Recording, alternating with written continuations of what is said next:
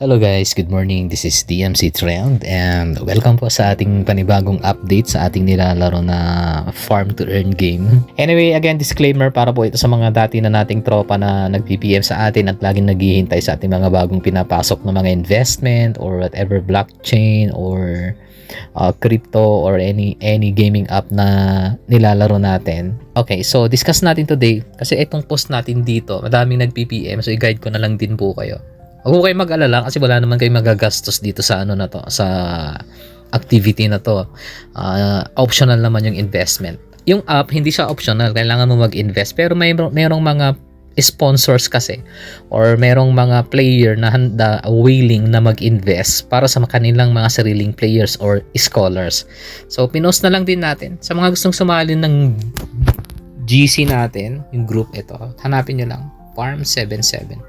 PH Community P2E Farm. Na-post na ito dito. Okay, ito. So, sinong gusto maging caretaker ng digital land? Basahin ko na lang para mas mabilis yung ano dito, yung discussion. If a farm daily plant ang harvest lang ang gagawin, wala nang iba, 2 times ang pagtatanim daily, 2 times din ang pag-harvest. PM po sa mga gusto, pwede din kayo magsarili if you want. Pero kung walang pampuhunan, pwede kayo mag-caretaker. 40-60 ang hati sa profit, 60 sa caretaker at 40% sa sponsor ng account. We are looking for scholars to play this new farming P2E. Huwag mag-alala dahil sarili nyo ang access sa ima-manage na land. So that means sarili nyo yung password nyan, yung login. Hindi makakapasok yung sponsor dyan. Kayo lang din. So huwag mag-alala dahil sarili nyo ang access sa ima-manage na land. Popondohan ng sponsor ang inyong capital. Pag maganda ang performance nyo, pwede i-promote sa 30-70 ang hatian sa profit. So kunyari kumita kayo ng 100 pesos today, automatic 70 pesos na yung sa inyo dun. 30 pesos lang yung kay sponsor. So plus yung ibang rebates, like halimbawa kung nag-invite kayo, may earnings kayo sa in-invite nyo, sarili nyo na yon. Even yung kanyang mga levels. Kasi mayroong level up parang networking guys. Parang para siyang invite A, invite B. Ayan, halimbawa may na-invite mo si A, mas si A may na-invite. Yung earnings nun, sa'yo mapupunta, hindi hahati si sponsor doon. Yung ganun din sa B, pag na-invite sa kabilaan yun guys. And then hanggang level 2 ito Tapos si B naka-invite ulit. So level 3 mo na yun. Sa'yo rin yun. Kita mong sarili yun. Okay? So hindi nahahati yung sponsor mo doon. Kasi sarili mo yung effort doon Okay? And then the rest, yung rebate, sa'yo rin. Ano pa? Sa ibang mga gaming na nasa loob ng app, kung halimbawa optional din naman kung gusto mo lang maglaro, sa'yo rin yung earnings nun, sa'yo rin ang withdrawal nun.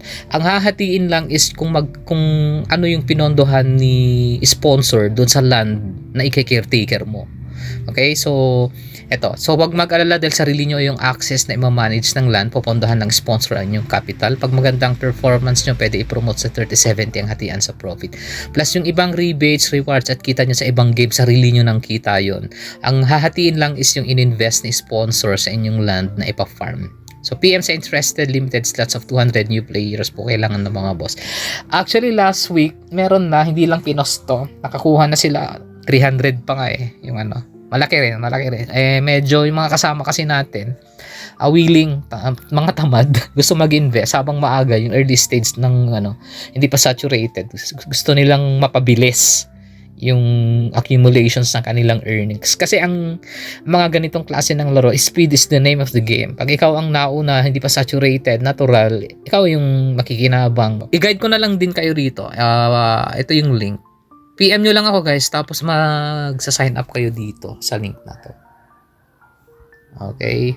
Ito na yung next step. Pagka meron, make sure na meron kayong GCash kasi via GCash ang payouts natin. bit.ly/farmp2e. Ayan, yun yung link. Okay, i-go nyo lang po yan. Pagkapos install nyo, tapos send nyo sa akin itong screenshot na ito.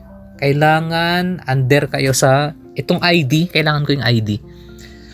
So, sa mga magtatanong, ito po yung complete tutorial. bit.ly/farmp2e. Make sure na meron kayong GCash. Pagka nasa na kayo, nasa home na ho kayo, tap nyo po yung profile nyo, upper left side corner. Ayun, makikita doon yung ID. I-send nyo po sa akin yan. Kailangan natin yan. Bakit? Yan po yung trace natin kung talagang nag-sign up kayo dun sa link natin para maging sponsor. Unfair naman na mag-sponsor ka, maging scholar ka under sa team tapos iba naman pala yung sinign upan mong referral. So, walang silbi. Diba? Kailangan under ka dito sa team ng DMC Trends para sa mga gusto maging scholar. Okay, so dito sa farming, pwede kayo. Yung kikitain nyo sa lahat ng game na nandito sa inyo na yan. Ito dito tayo magpo-focus sa pagki-caretaker ng farm. Ayan. Ito yung ating farm. Tap nyo lang po yung open. Ayan. Tapos, pagka insufficient yung gold, kailangan nyo lang po tap upan para meron kayong mailagay na plat. Tapos, itatanim nyo na po dyan. Okay, paano mag-harvest, paano magtanim at saka paano mag-harvest. Ito po yung guide, guys. Okay? Ito yung mga lupa natin. Paano sa task. Okay, mag-plant tayo. Okay, unlock one land, receive natin. Ayan. So, check natin. Ayan, 5 na. Open lang natin. Sa task lang yun, guys. And then sa crops, tapos mais is 6 pesos. And then sa potato is 13 pesos yung profit. So, 10 pesos pala yung kailangan. Ngayon, pwede nating i-open lahat yan pero try muna natin. Buksan yung 5. Ayan. So, nabawasan na, di ba? Ayan. Sa inflate seeds natin sa paddy every 10 hours. Sa corn every 12 hours. Sa potato every 12 hours. Sa eggplants 12 hours din. Ito yung mga crops na pwedeng itanim. Tatap nyo lang guys pag gusto nyo i-harvest. Kunwari yan. Yan. Paano i-harvest? Itap nyo lang po yan. Yan. Itap nyo ganyan. Ayan. Magpapakita sa baba yung harvest. Mas harvest natin. Ayan. So, na-harvest natin. Nadagdagan yung ating coins. So, pag magtatanim tayo, ayan ulit. Okay. Sa 10 hours. Ang cost niya is 5 pesos. Okay. So, tanim natin. Plant. Ayan. So, itanim na natin lahat. Ubusin na natin yung 78 natin. Plant. Ayan. Ito namang isa, ang cost niya is, ang profit niya is 0 to sa Lucky. Try natin. Malay mo, di ba? Ang cost niya is 10 pesos pero ang profit niya is 0.1 to 2,000. Parang ano lang din, no? Malay mo, makachamba tayo kasi 2,000 yung pwede. Kumbaga, random yan siguro na reward na parang bonus na binibigay sa itatanim mo kung sakali.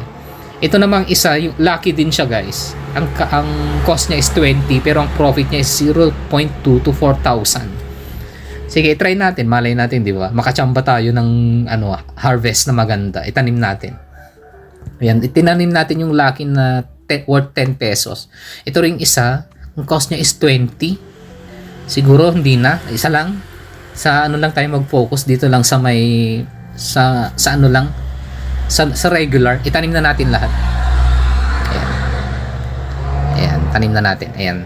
Ngayon, pag gusto nating magdagdag ng slot, open lang natin yun. Ang cost niya is 10. So, wala na tayong wala na, kung dalawa na lang siguro yung maidadagdag natin dito. Ayan. Open ulit natin. So, may 13 pesos pang natira. Ibili na natin ng palay, tas itanim na natin. Ayan. Ayan. So, hintayin natin siya na So, pwede na i-harvest pala ito, oh. Ay, hindi pa pala. Ayan. 9 hours pa. Tumubo na yung iba hindi pa. Okay. So, ano pa yung pwede natin i-discuss? So, later on, ipopost natin yung development na ito. Okay, nga pala, i-guide ko na lang din po kayo tungkol dito. Pagka naka-sign up po kayo, okay? Okay, dito. Back lang natin. Ayan. So, pag nakapasok na ho kayo guys, wag ho kayong magla-log out guys kasi wala pa kayong nababind na account dyan. So, or else baka masayang lang yung account po ninyo. Tap nyo lang po yung profile po ninyo. Ang unang-una nyong ipapalitan is yung login password muna guys. Wag muna kayong magbabind ng phone kasi pagka nag-phone binding kayo at na-receive nyo yung code nyan, pagkatapos ng login password, to request attempt ang sasabihin. Kaya ang unang-una nyong gagawin sa login password muna. Mag-change muna kayo rito. Okay, and then pag nakapag-change na ho kayo, madali na lang mag-phone binding. So at least nasabi ko na sa inyo yan guys ha. Alright, so ano pa yung pwede? Kasi baka dito magkamali kayo, baka mag-log out kayo, hindi na kayo makapasok. Kasi tingnan nyo guys, di ba nakagawa kayo ng account? Try nating mag-login. Wala na, di ka na makakapasok. So pag nag-log out ka, malamang thank you guys. Kasi wala ka pang nakikreate na account eh. Kasi nung nag-sign up ka, naka-automatic siya na tingnan nyo dito, meron ka kaagad username. So, automatic na na-set up yung username mo. So, para hindi ho masayang yung account po ninyo, once na nakapag-create na po kayo ng account, punta kaagad kayo sa account and security, and then sa login password muna. Okay? Para just in case, pag-log out ho kayo, mag-accidente yung ma-log out, di ho kayo magkakaproblema. And then sa kanyo na i-bind yung inyong number. So madali lang, hindi kayo nakababad. Ganun lang siya kasimple, guys. Ito option sa mga gustong mamuhunan ng libre, walang ilalabas na pera, gustong mangapital ng libre, and at the same time gustong i-test yung app. So walang mawawala sa inyo dahil una, ito ay i-investan ng ibang tao or ibang upline or ibang mga boss yung magi-invest para sa effort ng inyong pag-caretaker dito sa land. So wala na kayong iisipin na malulugi kayo kasi wala naman kayong ginastos. Yung effort nyo lang sa pagtatanim at pag-harvest. Alright? So, ito po yung ating update regarding po sa gusto maging scholar, gusto mag-caretaker ng land dito sa farming game na nilalaro natin. Again, this is DMC Trends. Thank you guys for watching. Please like, share, subscribe, and comments.